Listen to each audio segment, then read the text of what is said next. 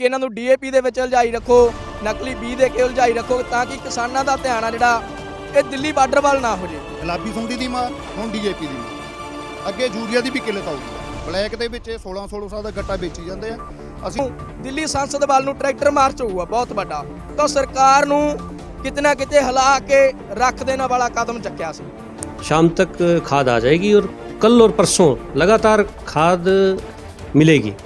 मैंने मुर्दाबाद मुर्दाबाद मुर्दाबाद DAP किल्लत पूरी करो पूरी करो पूरी करो। ਦਿੱਲੀ ਬੈਠਾ ਹੈ, ਇੱਕ ਕਿਸਾਨ ਰਾਤ ਨੂੰ ਖੇਤ 'ਚ ਪਾਣੀ ਲਾਉਂਦਾ ਹੈ ਔਰ 3:30 ਵਜੇ ਇਹਨਾਂ ਦੀਆਂ ਲਾਈਨਾਂ 'ਚ ਲਾ ਕੇ ਅਸੀਂ ਇਹਨਾਂ ਦੇ ਪਿਓ ਦਾ ਕੁਝ ਦੇਣਾ। 1 ਵਜੇ ਤੇ ਉਹਨਾਂ ਨੂੰ ਕਿਹਾ ਅਸੀਂ 2 ਵਜੇ ਤੱਕ ਅਲਟੀਮੇਟਮ ਦਿੰਨੇ ਇਹਨਾਂ ਨੂੰ, नहीं असी तो चाहे रोड जाम करिए चाहे DC दफ्तर का घराव करिए। जय हिंद जय भारत। न्यूज़ टीम 7 से मैं उर्वशी आप सभी दर्शकों का स्वागत करती हूँ। सरकार के किसानों के लिए किए जाने वाले प्रयास कहीं ना कहीं खोखले नज़र आ रहे हैं। आप मेरे पीछे देख रहे होंगे कि इफ़को बाज़ार जहाँ पर DAP का जो वितरण किया जाना था वहाँ पर किसानों की जो इतनी लंबी लंबी कतारें ये दर्शा रही हैं कि सरकार के जो दावे हैं वो खोखले हैं। आप कतारों में इफ़को बाज़ार के बाहर खड़े हुए हैं सिर्फ इसलिए कि उन्हें DAP के जो कट्टे हैं वो मिल नहीं पा रहे हैं। और चलिए आपको किसानों के बीच में ले जाते हैं और उनसे आपकी बातचीत करवाते हैं कि इतनी शिकायतों के बाद भी जो सरकार है उनकी बातचीत क्यों नहीं सुन रही है, उनकी इस मांग पर क्यों जो वो ध्यान नहीं दे रही है या उनकी समस्याओं का क्यों निवारण नहीं कर रही है। खच्चर सरकार मुर्दाबाद मुर्दाबाद मुर्दाबाद। बिजाई का सीजन दिनों दिन जो बीतता जा रहा है लेकिन DAP के कट्टों के लिए अभी तक जो किसानों को इतनी किल्लत का सामना करना पड़ रहा है। DAP के कट्टों के लिए किसानों की इतनी लंबी लंबी कतारें ये दर्शा रही हैं कि सरकार अब भी किसानों का जो साथ देने के लिए तैयार नहीं है। यहाँ पर कुछ किसान हमारे साथ हैं, कितनी किल्लत का उन्हें सामना करना पड़ा है। और मैं आपको ये भी बताना चाहूँगी कि आज SDM दफ्तर में भी किसान अपनी नाराजगी को जाहिर करने के लिए गए थे, लेकिन वहाँ से उन्हें क्या आश्वासन। नमस्कार सर। नमस्कार जी। सर आज आप नाराजगी जाहिर करने के लिए SDM दफ्तर में गए थे, वहाँ से आपको किस प्रकार का आश्वासन मिला? देखो जी, सरकार लगातार किसानां दे नाल जिहड़ा धोखा करदी आ रही आ। ਪਹਿਲਾਂ ਬੀਜ ਨੂੰ ਲੈ ਕੇ ਕੀਤਾ ਤਾਂ ਕਿਸਾਨ ਭਰਾਵਾਂ ਨੂੰ ਬੀਜ ਦਾ ਜਿਹੜਾ ਮਾੜਾ ਬੀਜ ਦਿੱਤਾ ਉਹਦਾ ਸਾਹਮਣਾ ਕਰਨਾ ਪਿਆ। ਫਸਲ ਸਾਡੀ ਮਰੀ ਖਰਾਬ ਹੋਈ, ਕਿਸਾਨ ਭਰਾ ਤਾਂ ਚਾਰੇ ਪਾਸੇ ਮਾਰੇ। ਤੇ ਅੱਜ ਜਦੋਂ ਬਿਜਾਈ ਦਾ ਸੀਜ਼ਨ ਆਇਆ ਕਣਕ ਦੀ ਦਾ ਤਾਂ ਉਦੋਂ DAP ਖਾਦ ਦੀ ਕਿੱਲਤ ਜਿਹੜੀ ਕਾਲਾ ਬਾਜ਼ਾਰੀ ਹੋ ਰਹੀ ਆ, ਸਰਕਾਰ ਕਾਲਾ ਬਾਜ਼ਾਰੀ ਕਰਾ ਰਹੀ ਆ।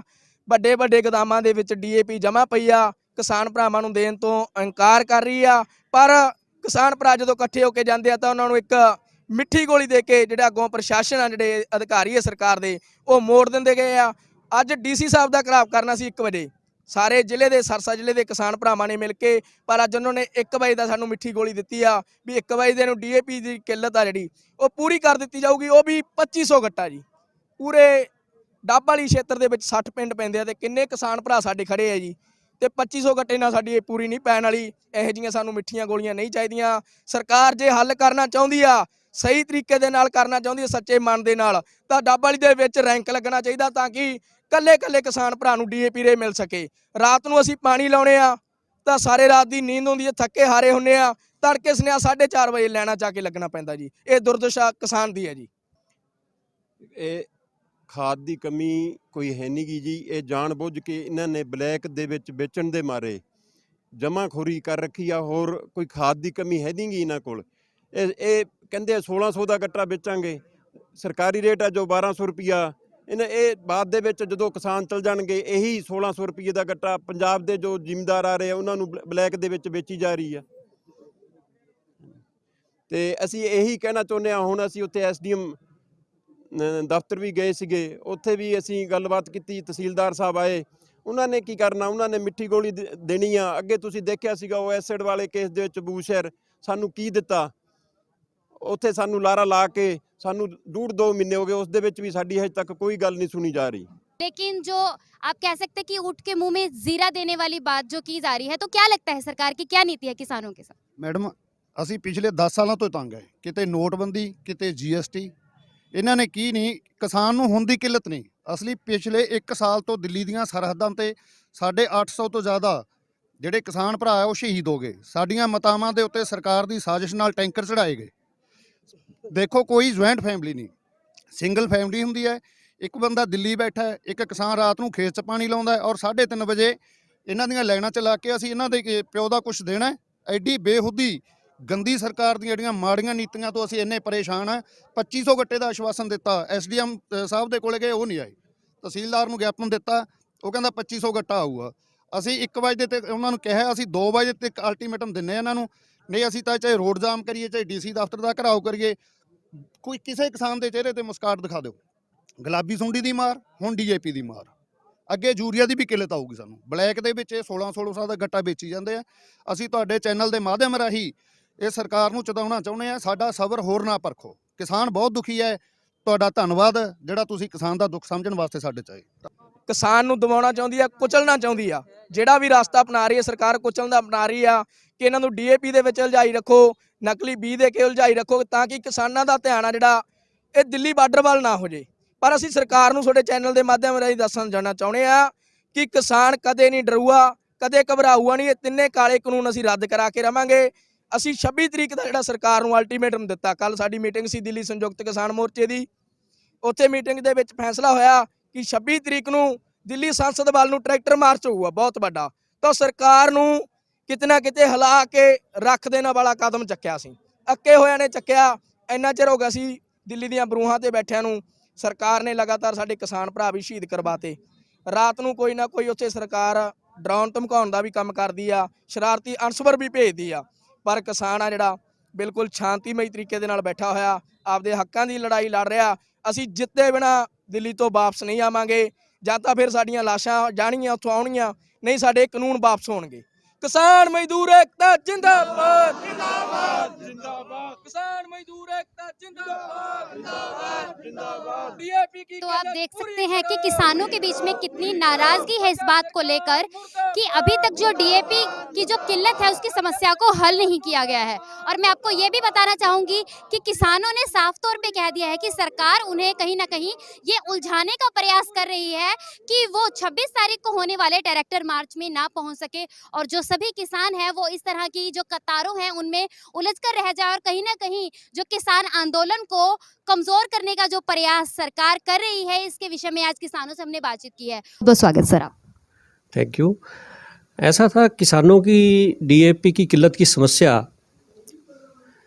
जो उन्होंने जिक्र किया और इस बारे में ज्ञापन भी दिया है। मैंने तुरंत संज्ञान लेते हुए डीडीए सिरसा से बात की, डिप्टी डायरेक्टर अपना जो है ना एग्रीकल्चर हैं जो, उनसे बात की। मैंने उनको बोला कि किसानों की समस्या का तुरंत निवारण कीजिए। तो इस संबंध में उन्होंने कहा कि 2500 गट्टे जो है ना। बहुत स्वागत सर आप। Thank you.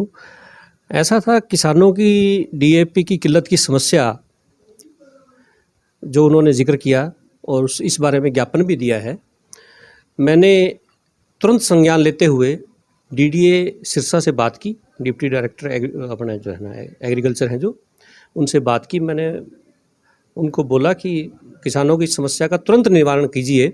तो इस संबंध में उन्होंने कहा कि 2500 गट्टे जो है ना बट्टू से आज शाम तक खाद आ जाएगी और कल और परसों लगातार खाद मिलेगी। मैंने उनसे ये आग्रह किया कि डब्बा ली किसानों के लिए विशेषकर थोड़ा ज़्यादा अगर हो पाए तो उन्होंने इस मेरे अनुरोध को स्वीकार कर लिया। उन्होंने कहा कि मैक्सिमम जितनी हो पाएगी हम खाद डब्बाली में भेजेंगे। सरकार किसानों के इस किल्लत के निवारण के लिए प्रतिबद्ध है।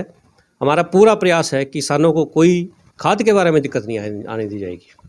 सर, किसानों का कहना है कि काफ़ी लंबे समय से उन्हें इस समस्या का सामना करना पड़ रहा है। तो सर, पहले क्यों एक्शन नहीं लिया गया इस बात को लेकर? देखिए, मेरे संज्ञान में आज सुबह ही ये मामला आया है और इस पर तुरंत मैंने एक्शन लेते हुए उच्च अधिकारियों से बात कर ली है जो एग्रीकल्चर विभाग के हैं। उनके आश्वासन के अनुरूप बहुत जल्द इस समस्या का समाधान हो जाएगा। तो ये हमारी बातचीत थी तहसीलदार साहब से। उन्होंने कहा है कि जो आश्वासन उन्हें दिया गया है उस पर तुरंत एक्शन भी लिया गया है। पहले जो ये बात थी उनके संज्ञान में नहीं थी। जैसे ही उन्हें इस बात के बारे में पता चला, किसानों से उनकी बातचीत हुई, तो उन्होंने तुरंत इस बात पर एक्शन लेते हुए जो इस किल्लत के निवारण के लिए ऊपर बात कर ली है और बहुत ही जल्दी किसानों की समस्या का जो निवारण कर दिया जाएगा और किसान जो इतने समय से इस किल्लत को झेल रहे हैं जिसके कारण उनकी नाराज़गी है उसे प्रशासन के द्वारा उस नाराज़गी को दूर किया जाएगा। तो एक्सक्लूसिव खबरों को जानने के लिए हमारा चैनल न्यूज़ टीम 7 से आप इसी तरह से जुड़े रहे। आपके साथ मैं हूँ उर्वशी।